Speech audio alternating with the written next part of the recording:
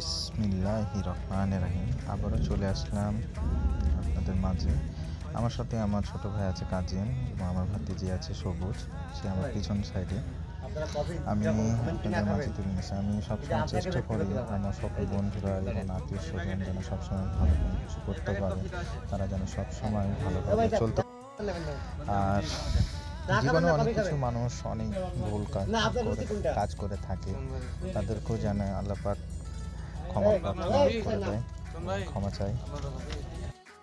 জীবনে একটি জিনিস কি, সবসময় 5 ওয়াক্ত নামাজ পড়তে হবে, আল্লাহর পথে চলতে হবে, এটাই বাস্তব।